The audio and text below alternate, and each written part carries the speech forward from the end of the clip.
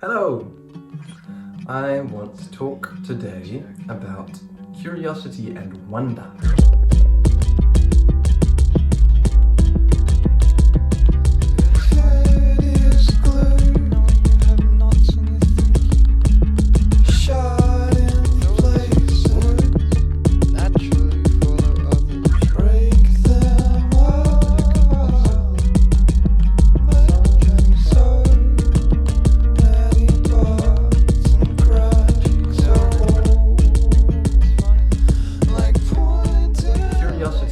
Wonder.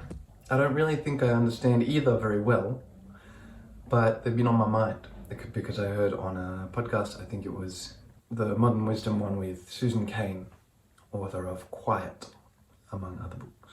And she was talking about how she thinks there's quite a striking difference between curiosity and wonder. She reckoned that curiosity kind of underpins a more cognitive, a more cerebral state of mind.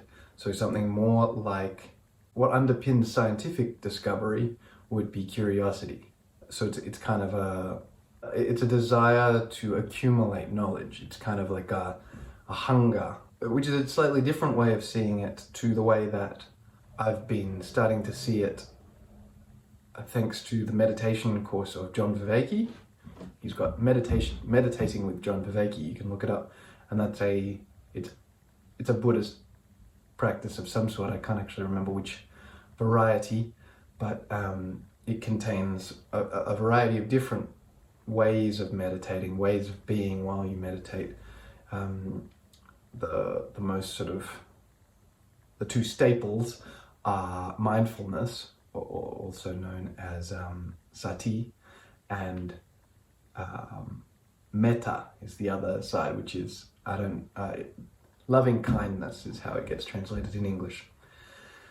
And with the mindfulness stuff, you're essentially trying to cultivate curiosity. So I think I know a method that seems to work for a lot of people for cultivating curiosity, and I think that's like a huge part of why mindfulness is so beneficial for people.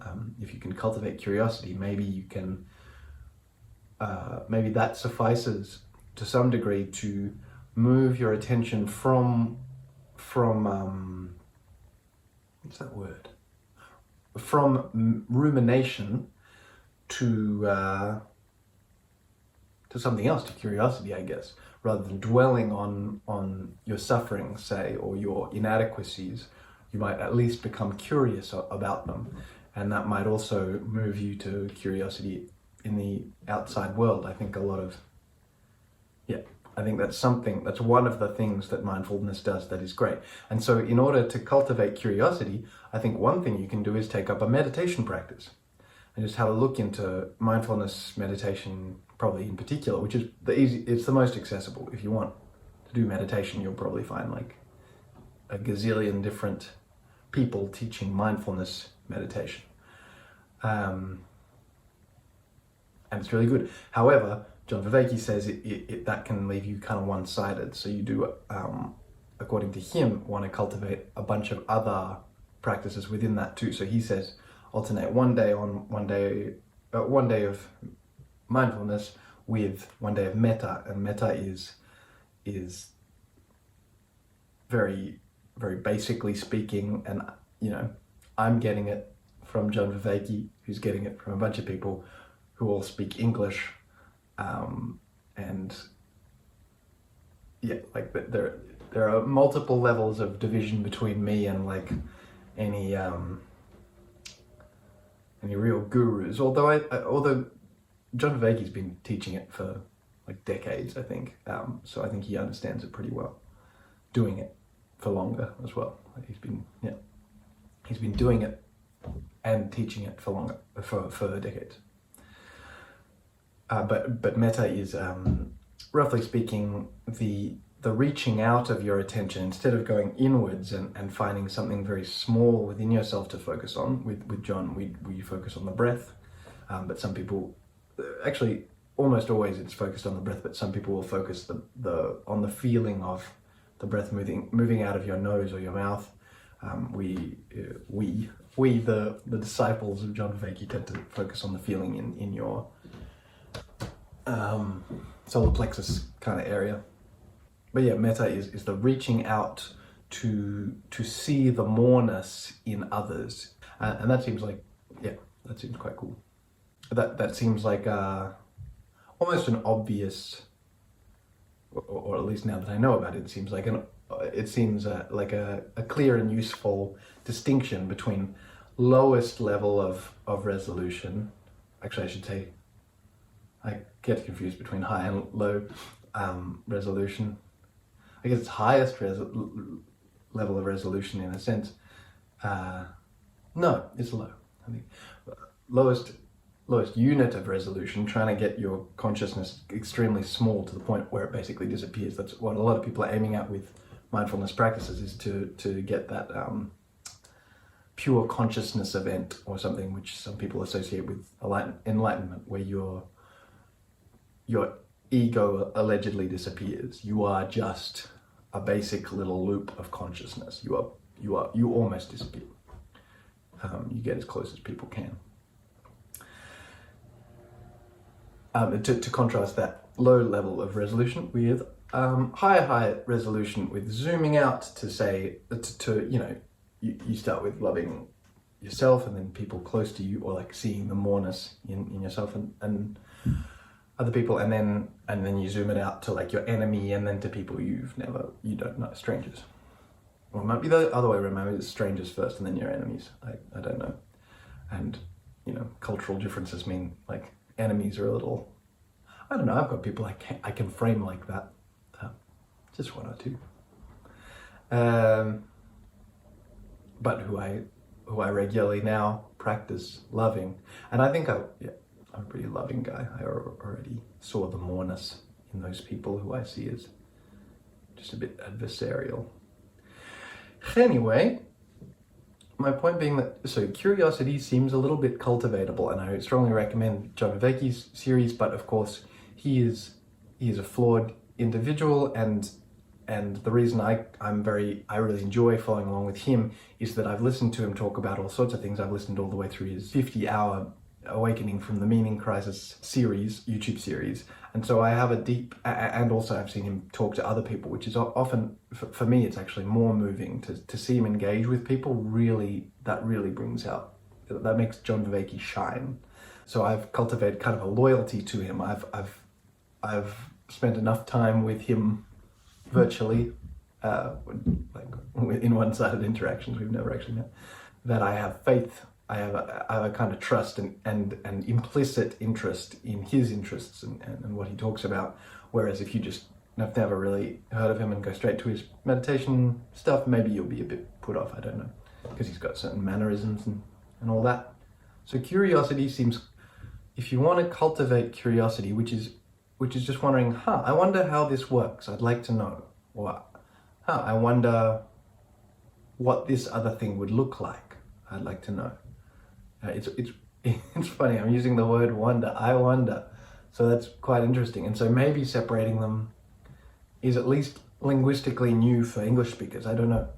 Maybe it's a bad idea. Maybe there's a reason that we use that word to mean I'm curious about, I wonder. But let's say that wonder is very different. I think, I have much less of a grip on cultivating a sense of wonder. I certainly think I've done it, or possibly I'm just, or very likely I am prone to wonder, to a sense of awe, I would say.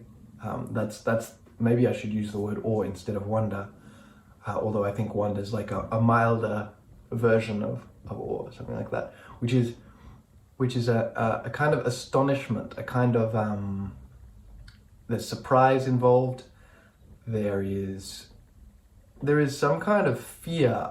Some people object to that, but I think there is a fear. There's a fear that that the thing you're perceiving is too big, or too much, or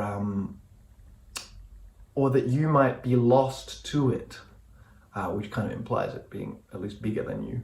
But certainly with my partner Alice, sometimes we'll talk about big concepts, and she'll feel the need to just sort of to shut down the thought processes because they feel like they're going to overwhelm her if we're talking about the origins of everything or the possibilities of the multiverse, yeah, something like that, which is, yeah, they're definitely related, but it can get too big and emotionally overwhelming. For me, I'm kind of envious of that.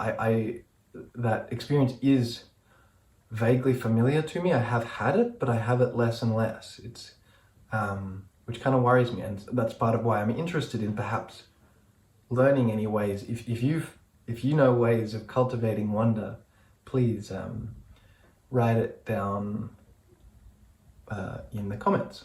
Please let me know. There are some artificial ways I know. So by taking psychedelics, you can fairly reliably produce a sense of awe or wonder. But I'm very hesitant to do that. I did that a bunch when I was very young, and I had some overly intense experiences that left me forever changed. I now have kind of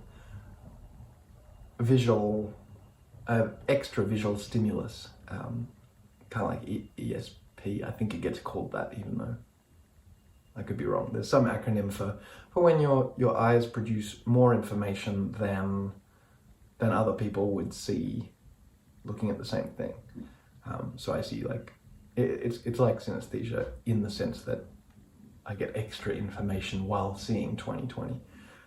It's not like synesthesia in that it's much less useful. It doesn't help me remember things. It's not particularly associated with, reliably associated with things. Like, I might see a shape associated. I often do this. I often see a shape associated with a concept. I'll be like, oh yeah, I see this concept as a pincer or a cross or some weird twisted geometrical shape. So maybe that element might actually be synesthesia. It's just an odd or a less usual one than associating colors consistently with letters, say.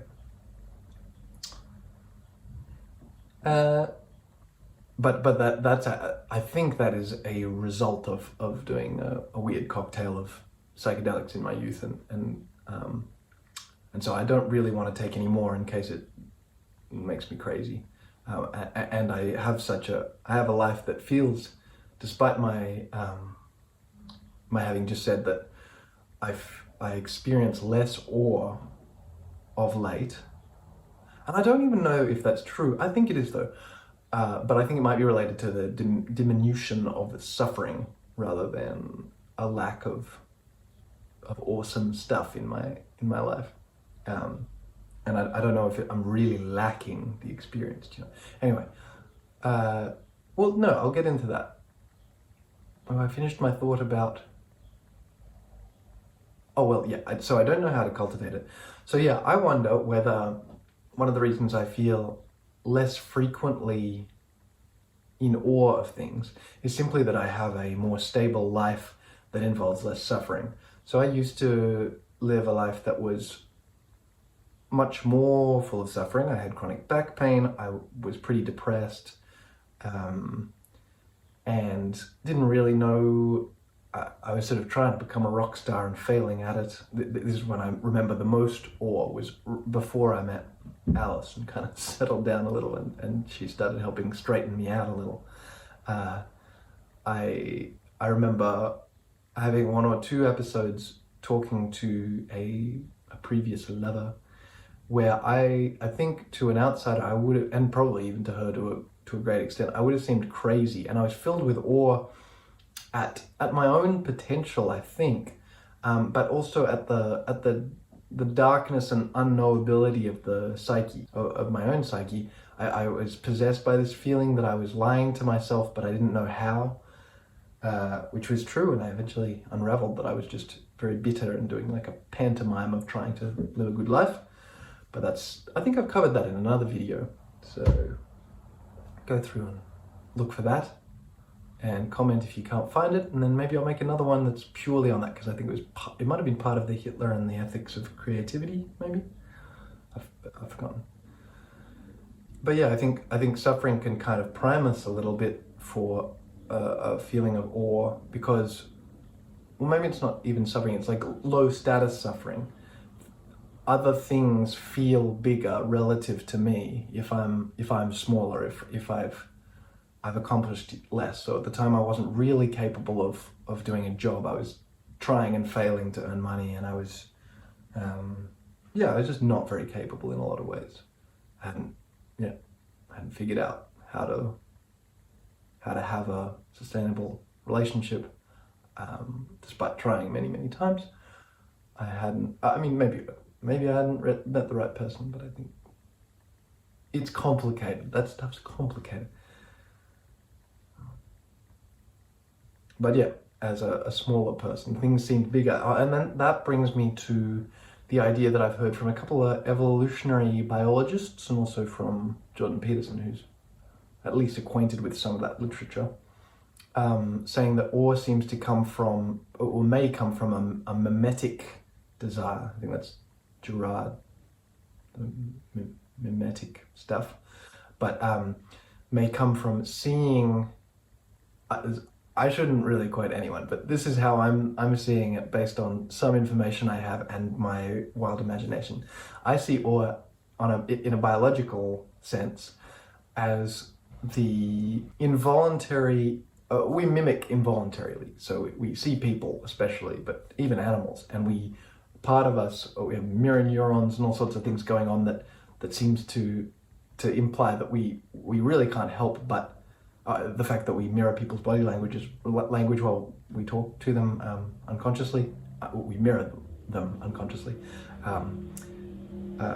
which is connected to the neurons thing.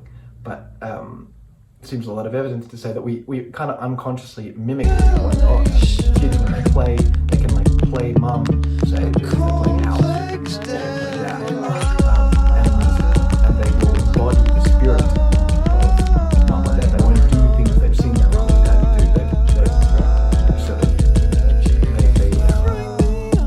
They seem to be mimicking in quite a complex way, very little. So I think that there's, and I think Renee Girard really gets this whole thing, that we're all trying to mimic people who are better than us. That's somewhat, that is the desire, or the complex thinker who I'm not really acquainted with. That's a quick overview of that.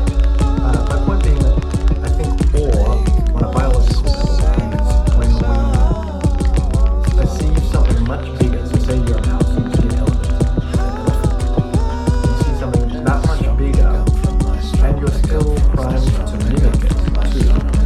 There's this unbelievable sense of wonder that anything could be that big relative to you. And implicit in there somewhere is that you could be that big. So it's a little risk maybe for a mouse to believe that maybe I should say inflated. That's the Jungian word for excessive boldness, excessive belief in yourself. It is sometimes useful. Inflation is kind of a nice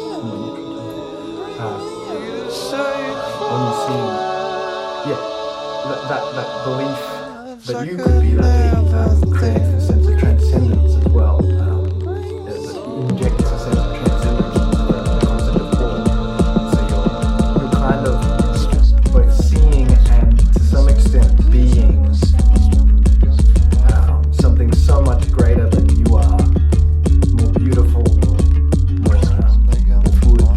more true, or something. Maybe all of those things. That you have this really intense physical experience of it.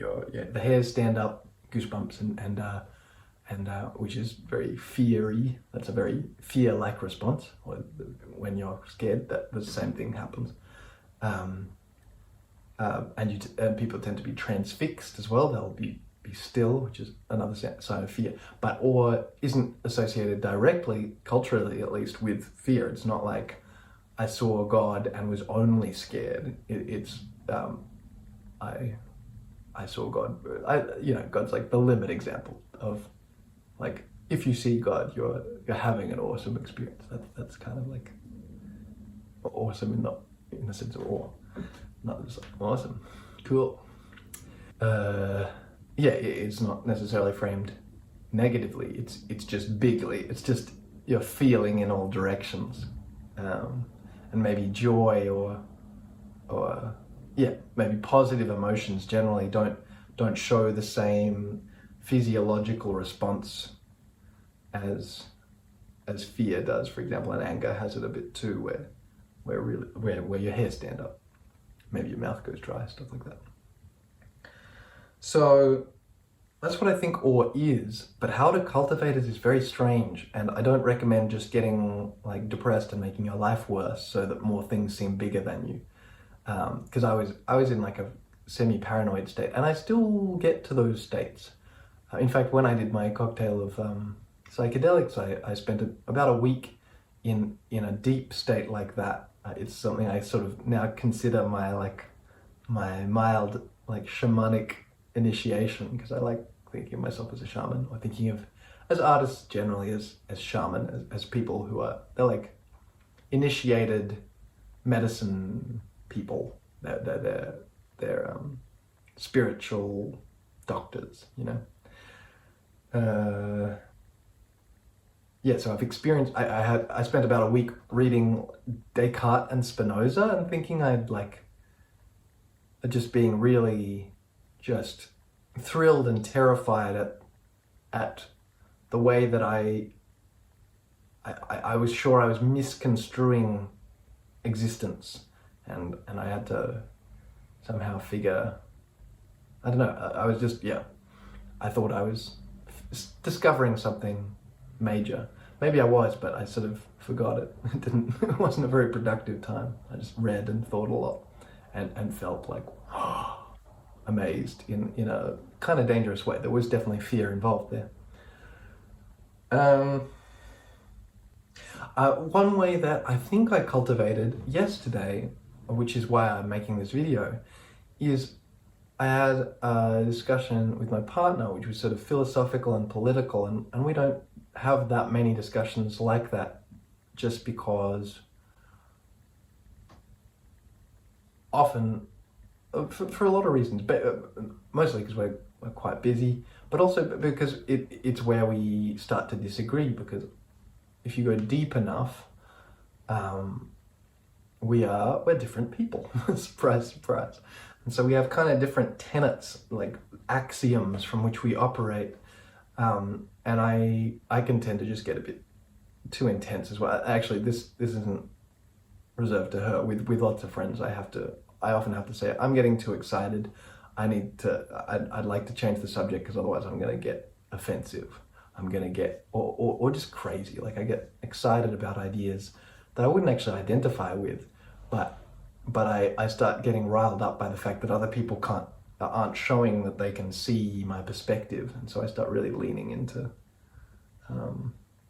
certain concepts.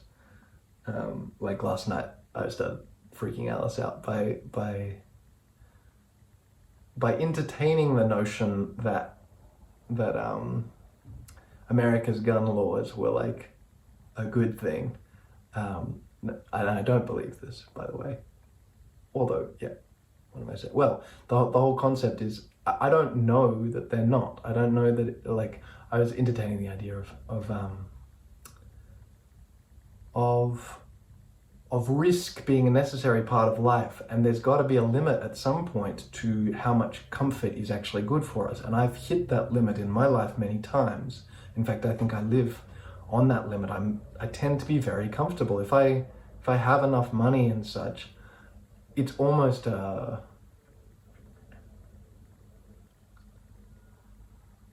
it can be kind of dangerous to be that comfortable, that secure, or I think it's at times in my life provided me with the opportunity to get depressed, where I might not have had that opportunity if I'd been worse off, which is quite funny. And maybe I shouldn't say that. Maybe that's an offensive thing to say to people who are worse off.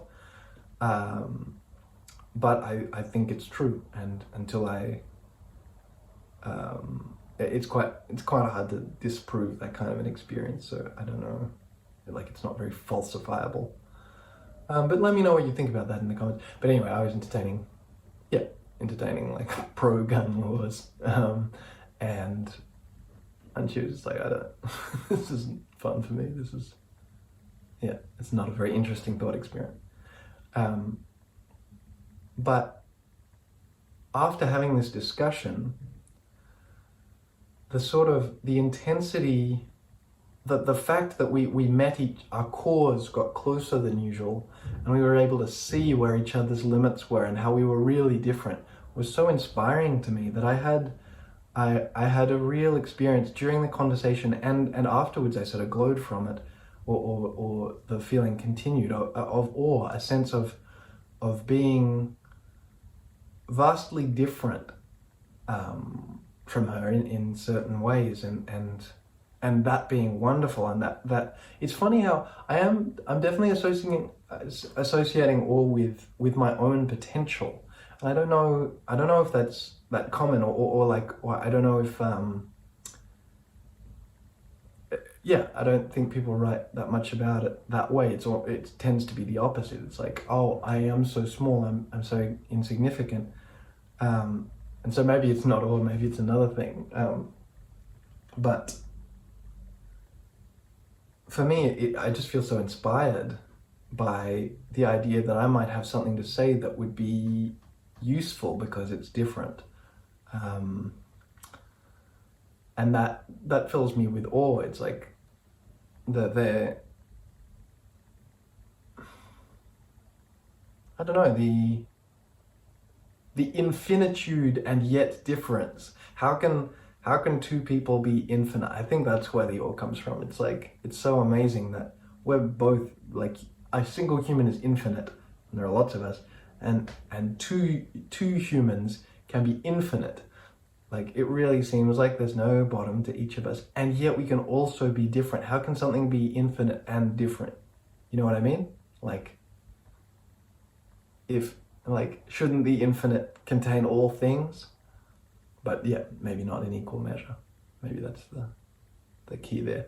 I really zoomed out there. I don't know. I hope you enjoy those last couple of sentences. I'm sort of realizing that maybe I should differentiate this experience of what I'm calling awe from a more like religious kind of awe, but the sensation, the physical sensations are the same, and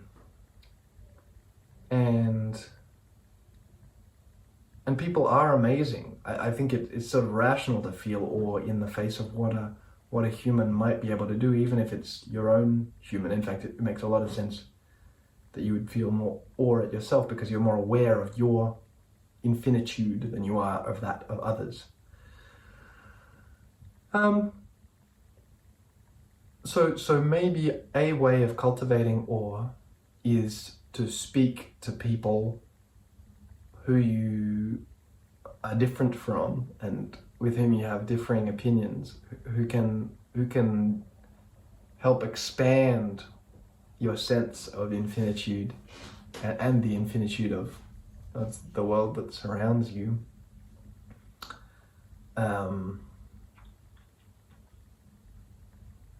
Yeah, and certainly music seems to do it wonderfully and reliably, and art in general. Maybe, yeah, I mean, probably a great way to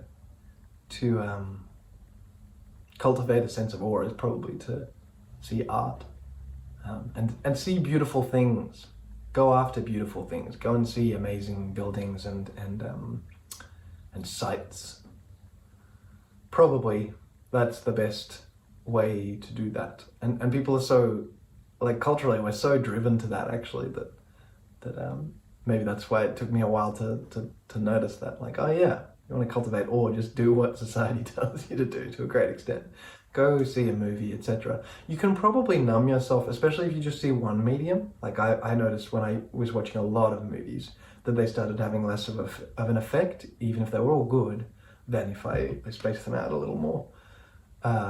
But also, or might be different to curiosity in that you can kind of cultivate a curious attitude towards everything all the time, and I think that's sustainable and okay. Whereas I think it's really hard to function as, say you're an emergency doctor, you're in ER, you at a hospital, you're trying to save people's lives. If you are just overwhelmed by the giantness, the infinitude of yourself and others and everything, you may not be, if you're aware of that, you may not be as effective a doctor. In fact, I suspect you wouldn't be, because awe is sort of by definition overwhelming. And so there's a time and place for awe, whereas I think you could still be curious. I think you could still be wondering, I wonder why this is affecting me this way. I wonder why this person's injuries show these particular characteristics. So maybe that's that, and maybe that's a good difference between curiosity and awe, is one is sustainable and one is not. So I think I've covered all the thoughts I wanted to have. I don't necessarily think I've done so in a coherent fashion, but I hope you get something out of this, because I certainly did. It really helped me clarify the buzzing I had previously in my brain. Let me know if I'm crazy. Let me know if you agree or if you disagree, or if you just don't understand, because that's really good to know. If I'm not clear about how I'm communicating, then I really want to know that. I really want to get better at just saying things clearly. So like, subscribe, follow me on Instagram. I've got a Patreon, and I'm going to start putting patrons' names at the end of videos and thanking them. Despite the 2 patrons I have, I think being subscribed more to the music, for the music, but got music coming out soon. Got an EP called DNA Kisses that'll be out in the next few months. Get pumped, I'll release a date soon on Plug Research label. Follow me everywhere, lots of links under the video. Please subscribe. I have more videos than I do subscribers, and it's embarrassing. Look after yourselves, be good to one another, eat good food, get outside. Lots of love.